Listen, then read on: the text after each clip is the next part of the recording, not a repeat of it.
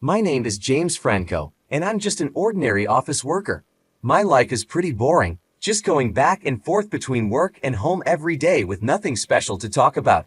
When I first started working, I dreamed of climbing the corporate ladder, but I'm not good at making calculated moves because of my personality. I often end up with jobs that nobody else wants to do. My inability to say no is my own enemy. Even though I work hard, I'm still a regular employee with no title to my name. However, there was a time when I used to be a lot happier and smiled more. I married my girlfriend, whom I had been dating since the start of my working life. We had a happy marriage, which motivated me to do well at my job. But that happy life didn't last long. Are you telling me to live on this meager amount this month again? A few years into our marriage, my inability to succeed at work frustrated my wife, and she often showed her irritation. I'm sorry, I do my best, I would say. How many years and how many times have you repeated those words? I thought marrying you would mean a better life, but with this low salary, we can't do anything. I'm fed up. My wife Rachel has always loved spending money on herself, from beauty treatments and cosmetics to nails, hair salons and clothes. She was happiest when keeping herself beautiful. It seems she married me believing that life would be luxurious since I am a doctor's son. Indeed, my dad is a doctor and owns his own clinic. But my dad, who had a personality similar to mine, often saw his patients for almost charitable rates. He often provided care without profit for patients who were hesitant to seek treatment due to financial constraints. People can pay back when they recall it in the future as long as they are alive to do so. Money can't be made if you're not alive, my dad used to say. Because of this, despite being a doctor's family, we never lived a wealthy life. Of course, as a child, I never felt unhappy or questioned our way of living. I'm still proud of my dad to this day. However, Rachel decided to marry me because she thought being a doctor's son meant wealth, without knowing the real story. So our life turned out very different from what she had planned. A few years later, Rachel said, "I've had enough. If this is all we can do, there's no point in being with you. Let's get a divorce." A divorce? Hold on, please, I pleaded. How many years do you think I've waited? I age just as much as you do. I need to redo my life while I still can. I definitely don't want to be a low-income wife like you for the rest of my life. With those harsh words, Rachel left, leaving only the divorce papers behind. I was mad at myself for not realizing Rachel's true nature and for not being able to prove her wrong with my job performance. 6 years have passed since then. I threw myself into work to heal the emotional wounds, but being not savvy, I still couldn't achieve outstanding performance at work, remaining a regular employee. If this continues, what Rachel said would turn out to be true. I feel utterly miserable. During that time, an envelope arrived in my mailbox. It was from Rachel. What does she want now? I wondered. Inside the letter from my ex-wife, who I hadn't heard from in a long time, was a wedding invitation. It seems Rachel is remarrying someone else. Why would my ex-wife send me an invitation? I thought. As I looked at the postcard, puzzled, I noticed a familiar chapel name written on it. This place, isn't it a super luxurious hotel? Knowing Rachel, she must have chosen a rich man to be her partner this time as well. I could easily guess that she intended to flaunt her happiness in a luxurious hotel wedding, just to show the difference between her life now and the life she had with me. I don't owe her to attend. I was the one who got dumped, but maybe for Rachel too, me not succeeding in my job was an unexpected turn of events. After pondering for a while, I sighed deeply and stood up from my seat. This is the last time. I guess I'll just go. I knew attending the wedding would hurt my pride, but I decided to go anyway. Despite everything, Rachel stayed with me for several years. I can somewhat understand her desire to show me that she's finally happy as a form of revenge. From an outsider's perspective, she might seem too kind-hearted. On the day of the wedding, the weather was perfect. I arrived a bit earlier than planned and, while sipping my coffee in the lounge, stared blankly out the window. It was her second wedding, so I recognized a few of Rachel's friends who I had met before. Unexpectedly, I overheard a conversation from the seat next to me. Rachel did an amazing job to get this wedding, didn't she? One person said. Yeah, it's in a luxury hotel this time. It's a level up from the first one, another replied. She used to complain that her first husband was a doctor's son, but when she found out he was just an ordinary office worker without money, it was really unexpected, wasn't it? Hearing them talk without realizing I was there, I felt a sharp pain in my heart. So Rachel never really liked me for who I was. I realized that when we got divorced, but hearing it from someone else made it even harder. Before she divorced her first husband, she had already set her sights on her current husband. They continued. Really well done, Rachel. Well calculated. I couldn't believe my ears. So, Rachel was already in a relationship with her current partner before she even divorced me. My pride was shattered to pieces. She looked down on me so much, but she was the one cheating. I started to regret even being there. Trying to maintain my composure, I took another sip of my coffee, but my hand was shaking. Rachel appeared in front of me, all prepared to move to the bridal room. You really came. You're really a good person, right? She said, sneering at me.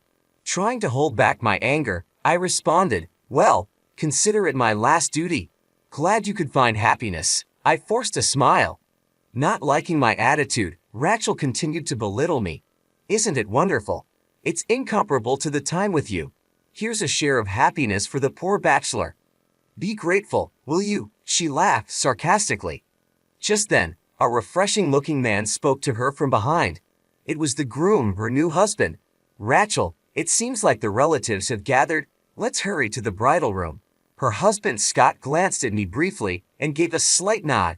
I nodded back reflexively. Perhaps the groom didn't know Rachel had invited her ex-husband to the wedding. There's still some time before the ceremony, so please make yourself comfortable, Scott said with a pleasant smile as they were about to pass by me. At that moment, an older man following the groom spoke to me. Excuse me for asking, but may I have your name? Dad, what's wrong? Scott asked. Nothing, just curious, the older man replied. Feeling uneasy under the groom's dad's serious gaze, I responded, my name is James Franco.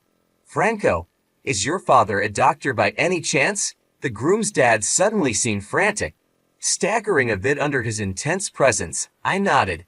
Immediately, the color drained from his face, and he raised his voice. Scott, the wedding is off right now. What?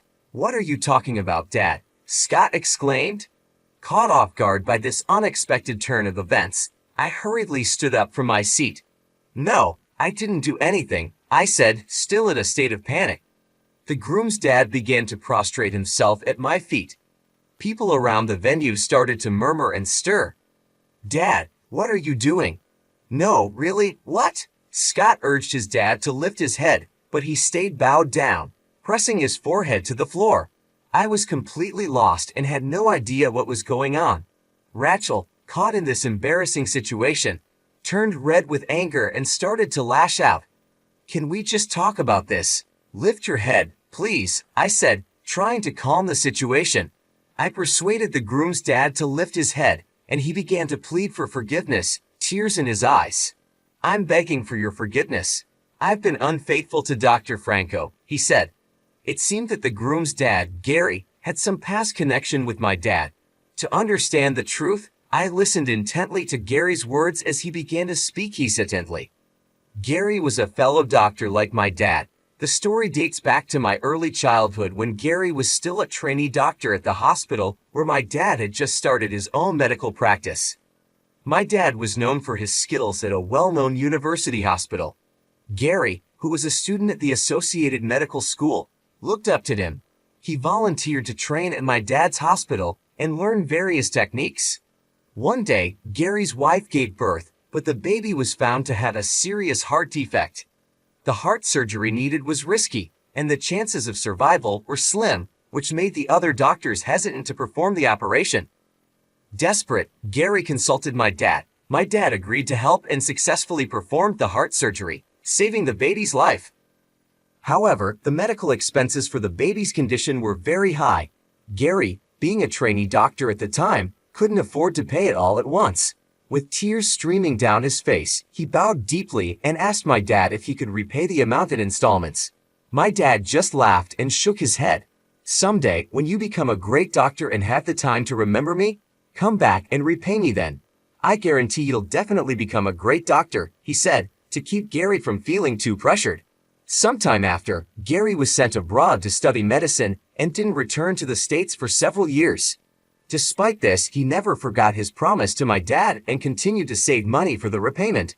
However, by the time he came back to the States, my dad's hospital was no longer there.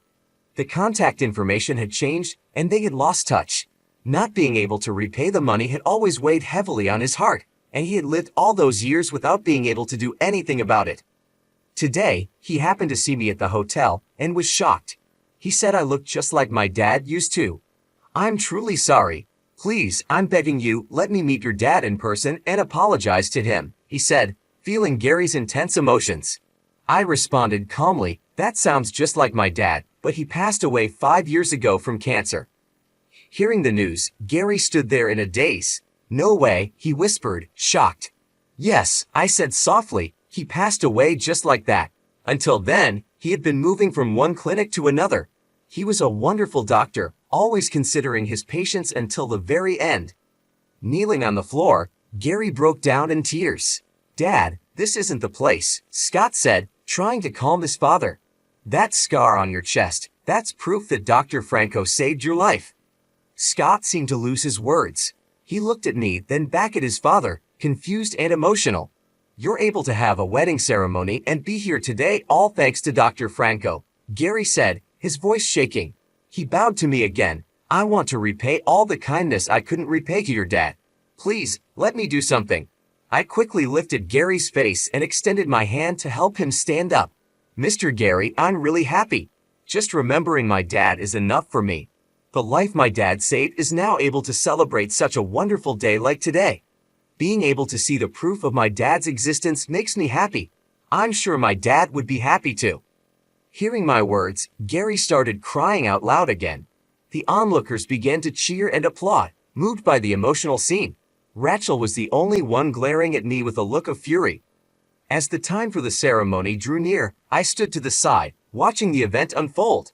I couldn't help but reflect on the day's surprising turn of events. Scott and Rachel continued with their preparations, but there was a noticeable tension in the air. Gary stayed close to me, his eyes red from crying. I'm so sorry for everything. Your dad was a great man, and I failed him by not finding him sooner, he said, his voice still shaking. Mr. Gary, I said, placing a hand on his shoulder, you didn't fail him. My dad helped you because he believed in kindness and compassion. He wouldn't want you to feel this way. Just knowing that you remember him and are grateful is enough. Gary nodded, trying to compose himself. Your dad's legacy lives on in you, he said, attempting a smile. He would be proud. The ceremony began, and I found a quiet corner to observe from. Rachel and Scott exchanged their vows, but I couldn't shake the feeling of disconnection from the event. My mind was flooded with memories of my dad, his dedication, and the values he instilled in me. As the ceremony concluded, guests mingled and congratulated the newlyweds. Gary approached me once more. James, if there's anything I can ever do for you, please don't hesitate to ask. Your father saved my son, and I owe him everything. I smiled warmly. Thank you, Mr. Gary. Just keep living with the same kindness my dad showed you. That's the best way to honor him. Rachel approached, her expression still cold. Enjoying the show, she asked sarcastically. I took a deep breath. Rachel, I didn't come here to cause trouble. I came to pay my respects and to wish you well. She scoffed. Well, mission accomplished. Now you can leave. I nodded, understanding her anger but feeling no need to respond further. As I turned to go, Scott stepped forward, extending his hand. Thank you for coming, James. It means a lot. I shook his hand. I wish you both the best. Take care of each other. Walking away from the venue, I felt a mix of emotions. The day had brought closure to some old wounds and opened my eyes to the enduring impact of my dad's kindness. It wasn't the outcome I expected, but it was a powerful reminder of the values that truly matter. I had an unexpected experience that changed my wounded heart into feelings of pride and happiness. Afterwards, Gary insisted on repaying the medical expenses and the kindness my dad had shown. He gave me a substantial amount of money that he had saved for my dad. Additionally, Gary's hospital started doing business with my company. This significantly boosted my performance at work, and I finally got promoted.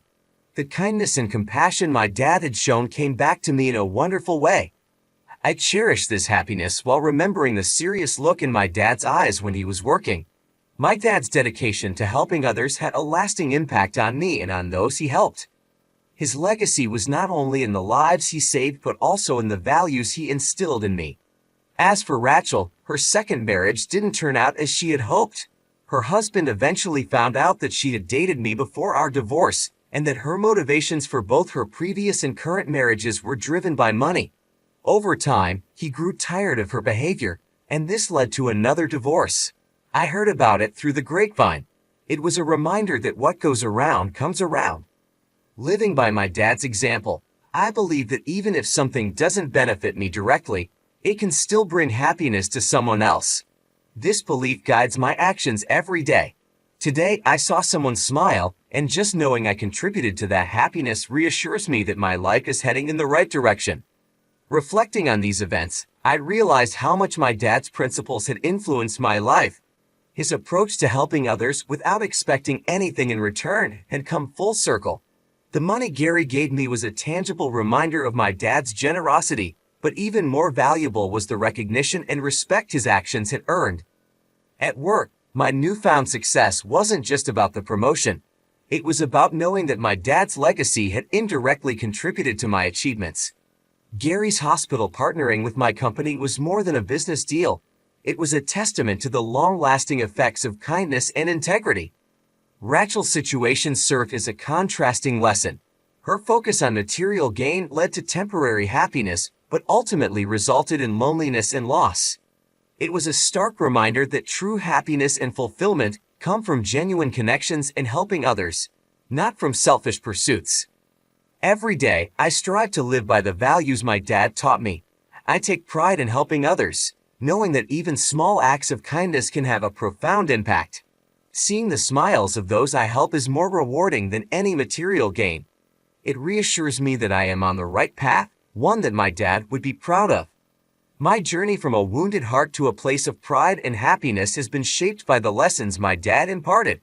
His life was a beacon of compassion and selflessness, and I aim to follow in his footsteps. The unexpected twists and turns have only reinforced my belief in the power of kindness. As I move forward, I carry with me the memories of my dad's dedication and the impact he had on others. His legacy lives on not just in me but in everyone who experienced his kindness. Each day is an opportunity to honor his memory by continuing to spread happiness and support to those around me. In conclusion, the experience with Gary and the changes in my life have shown me the importance of living with integrity and compassion. My dad's influence continues to guide me, and I am committed to making a positive difference in the world, one act of kindness at a time.